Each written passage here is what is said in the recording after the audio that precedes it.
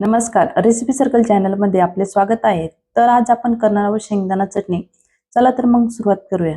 त्यासाठी मी घेतले 4 ते 5 बेडगी मिरची व 7 ते 8 लाल मिरची। बेडगी मिरचीमुळे चटणीला रंग छान येतो। 1 वाटी शेंगदाणे, पाव वाटी पांढरे तीळ, चवीनुसार मीठ, 1 चमचा जिरे, 15-20 लसूण पाकळ्या आणि 2 चमचे तेल। आता आपल्याला सर्वप्रथम पॅन मध्ये तेल घेऊन शेंगदाणे मंद आचेवरती चांगले भाजून घ्यायचे। त्यामुळे आपली चटणी खूप छान लागते।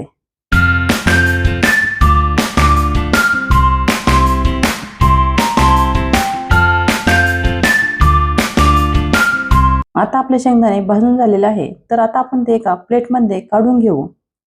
आता त्याच तेलामध्ये घालूया जिरे। जिरे चांगले फुलल्यानंतर यामध्ये घालूया लसूण पाकळ्या। लसूण या तेलामध्ये आपल्याला चांगला परतून घ्यायचा। आता यामध्ये घालूया मिरची। मिरची तेलामध्ये आपल्याला भाजून घ्यायची। आता यामध्ये घालूया तीळ। तीळ ही आपल्याला चांगले भाजून घ्यायचे आहे।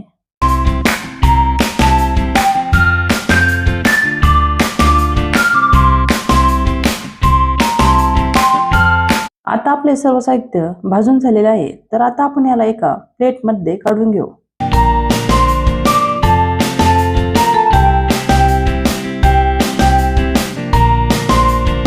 तर या पद्धतीने आपण हे सर्व साहित्य भाजून घेतलं। आता आपण याला थंड होऊ देऊ।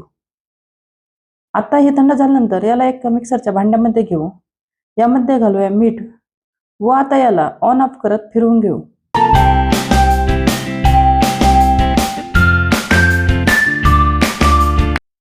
तर या पद्धतीने आपली शेंगदाणा चटणी तयार झालेली आहे।